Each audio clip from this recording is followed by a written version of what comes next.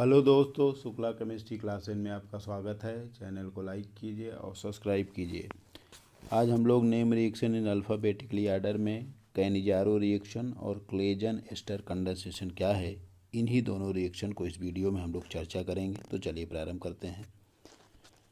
तो Cannizzaro reaction क्या है कि दो aldehyde or ketone that have no alpha hydrogen, जैसे फॉर्मेल्डिहाइड है, benzaldehyde, in presence of base like NaOH are KOH to give carboxylic acid and alcohol। तो ऐसे एल्डिहाइड आर कीटोन जिस पर अल्फ़ा हाइड्रोजन नहीं होता है वो बेस मतलब लाइक NaOH या पोटेशियम हाइड्रोक्साइड की उपस्थिति में क्रिया करके कार्बोक्सिलिक एसिड और एल्कोहल देते हैं। इसी रिएक्शन को कैनिजारो रिएक्शन बोलते हैं। इस रिएक्शन के लिए कंडीशन क्या है कि एल्डिहाइड और कीटोन के पास अल्फ़ा हाइड्रोजन नहीं होना चाहिए। अगर हम एल्डोल से तुलना करें तो वहाँ पे होना चाहिए था। दूसरा, यह डिसप्रोपोर्शियोनेशन रिएक्शन है जिसमें एक ही सब्सटेंस ऑक्सीडाइज भी होता है और एक ही सब्सटेंस रिड्यूस भी होता है। तो तीसरा पॉइंट है, यह हाइड्राइड ट्रांसफर रिएक्शन होता है जिसमें हाइड्राइड पहले स्टेप में निकलता है, दूसरे स्टेप में ये भी न्यूक्लियोफाइल की तरह चूँकि बिहेव करता है तो न्यूक्लियोफिलिक एडिशन रिएक्शन देता है। तो इतनी बातें आपको याद करना है। अब हम लोग क्या है इसका मैकेनिज्म देखेंगे कि कैनिजारो रिएक्शन कैसे होता है।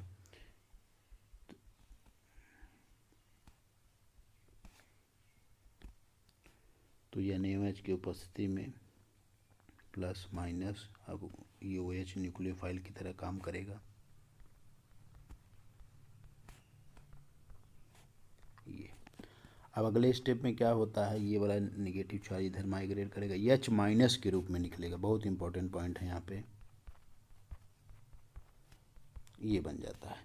अब जो थोड़ा सा उसमें बेस रहता है वो बेस क्या काम करता है, इस कार्बोक्सिलिक एसिड जो कि काफ़ी एसिडिक है उसके H को निकाल के सॉल्ट बना लेता है कुछ समय के लिए। ये तो ये जो है इस H को निकाला है। तो ये स्टेप नंबर 1 होता है। अब स्टेप नंबर 1 में देखिए हमें ये जो हाइड्राइड मिला हुआ है ये वाला, इसी हाइड्राइड का दूसरे मोल पर हम लोग न्यूक्लियोफिलिक सब्स्टिट्यूशन कराएंगे, सॉरी न्यूक्लियोफिलिक एडिशन रिएक्शन कराएंगे। तो ये देखिए दूसरा मोल हमने लिया, तो हाइड्राइड जो पहले स्टेप में बना हुआ था इस पे न्यूक्लियोफिलिक एडिशन रिएक्शन करेगा, H।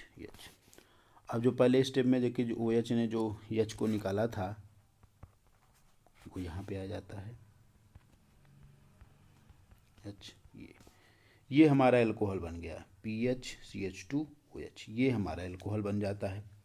अब जो पहले स्टेप में हमारा जो ये सॉल्ट बना था कार्बोक्सिलिक एसिड का, ये आप देखे थे पहले स्टेप में ONA, तो सॉल्ट भी बना रहता, लेकिन अगर हम इसका फर्दर एसिडिफिकेशन करा देते हैं तो ये फाइनली हमारा कार्बोक्सिलिक एसिड बन जाता है।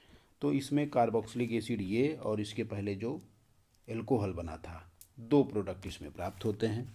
कार्बोक्सिलिक एसिड में जो बदलता है वो उसमें सब्सटेंस जो हमने इनिशियल लिया था वो ऑक्सीडाइज होता है, और एल्कोहल में जब कन्वर्ट होता है तो वो रिड्यूस होता है। इसी को डिसप्रोपोर्शियोनेशन रिएक्शन कहते हैं। तो ये इम्पॉर्टेंट रिएक्शन, इसका नाम है कैनिजारो रिएक्शन। अब इसको आप पिक्चर के थ्रू जल्दी से देख सकते हैं। पहले स्टेप में रिएक्शन किया, ये बना, इसमें हाइड्राइड रिएक्शन करके दूसरे मोल पे ये रिएक्शन किया, फिर हमारा एल्कोहल बन गया, और ये जो सॉल्ट बना था वो एसिडिफिकेशन करके आप देखिए कार्बोक्सिलिक एसिड बन गया और ये एल्कोहल बन गया। तो ये हमारा दो प्रोडक्ट मिलता है, ये पिक्चर के थ्रू आपने देखा, बाकी मैकेनिज्म हमने आपको बता दिया। दूसरा इंपॉर्टेंट नेम रिएक्शन उसका नाम है क्लेजन एस्टर कंडेंसेशन। तो इसमें कार्बोक्सिलिक एस्टर जिसके पास अल्फ़ा हाइड्रोजन होता है वो कंडेंसेशन रिएक्शन करता है on treatment with strong base. इसमें स्ट्रॉन्ग बेस लिया जाता है इसे ROH, और उसी के रिस्पेक्ट में एल्कोक्साइड लिया जाता है। तो जैसे यहाँ पे R की जगह C2H5OH लेंगे तो ये C2H5ONA हो जाएगा। R को अगर हम CH3OH लेते हैं तो ये CH3ONA हो जाएगा। तो यहाँ पर ये बेस यूज किया जाता है, यहाँ पे हाइड्रोक्साइड बेस इसलिए नहीं यूज किया जाता है क्योंकि ये भी एल्डोल कंडेंसेशन के इक्विवेलेंट ही स्ट्रक्चर इसका भी होता है, लेकिन इन दोनों में अंतर है कि वहाँ पे हाइड्रोक्साइड बेस लिया जाता है, यहाँ पर एल्कोक्साइड बेस लिया जाता है। तो वहाँ पे इसलिए यहाँ पे इसलिए नहीं ले सकते क्योंकि हाइड्रोक्साइड जो है एस्टर से रिएक्शन कर जाता है, तो इसीलिए ये दोनों में ये दोनों अंतर है, मतलब यहाँ पे बेस का अंतर है। तो इसमें होता क्या है कि इसमें फर्स्ट स्टेप में जो एसिडिक हाइड्रोजन है वो बेस के द्वारा निकाल कर इनोलेट आयन बनाया जाता है, और वो जो फर्स्ट स्टेप में इनोलेट आयन बना है दूसरे मॉलिक्यूल पर रिएक्शन करके न्यूक्लियोफिलिक एडिशन करेगा, और उसमें एनायनिक स्पीशीज बनता है जिसमें लिविंग ग्रुप जो रहता है कार्बोक्सिलिक एसिड के डेरिवेटिव पे एक लिविंग ग्रुप होता है वो निकल जाता है, और हमारा बीटा कीटो एस्टर फॉर्म हो जाता है। तो ये हमारा, तो इसका हम लोग मैकेनिज्म देख लेते हैं अब कैसे होता है। तो मान लीजिए हमारे पास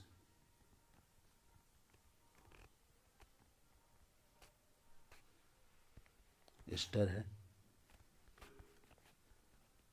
ROH RONA, तो इसके कारण ये जो ग्रुप है ये माइनस आई है, उसका एक कारण ये वाला हाइड्रोजन जो एसिडिक होता है, तो ये क्या काम करता है, बेस इसको निकालेगा,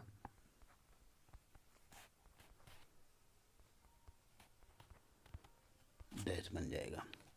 अब ये निगेटिव चार्ज यहाँ माइग्रेट करता है, ये इनोलेट आयन बना देगा,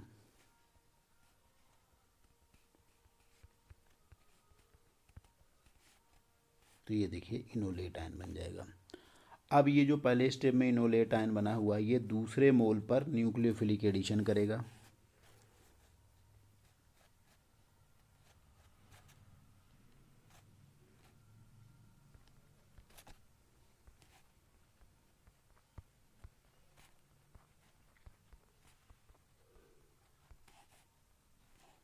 तो ये देखिए इस पर न्यूक्लियोफिलिक एडिशन करेगा।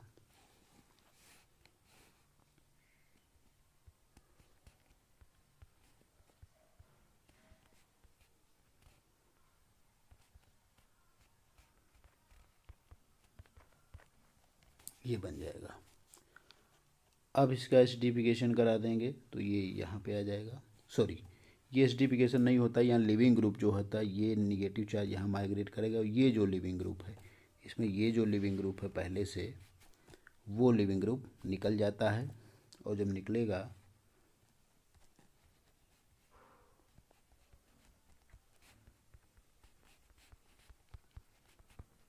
तो देखिए ये बन जाता है। इसी को बोलते हैं अल्फ़ा बीटा, इसी को बोलते हैं बीटा कीटो एस्टर। तो देखिए एक स्टेप यहाँ पे एक चीज़ आपको और ध्यान देना है, एक स्टेप यहाँ पे ज़्यादातर कुछ किताबों में लिखा हुआ है कि इसमें जो RO माइनस निकला था, चूँकि इसका ये जो हाइड्रोजन है अभी भी एसिडिक है, तो यहाँ का ये जो H को निकाल कर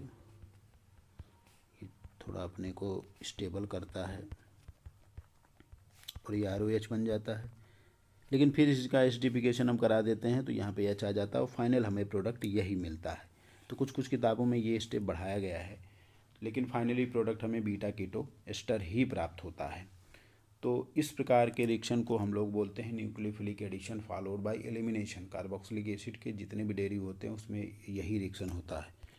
तो ये आज तो हम लोगों ने इस वीडियो में क्लेजन कंडेंसेशन, ये देखिए इसको अगर देखें तो पहले स्टेप में बेस ने ये निकाला, इनोलेट आयन बना, इनोलेट आयन ने दूसरे मोल पर रिएक्शन किया तो आपका ये बना।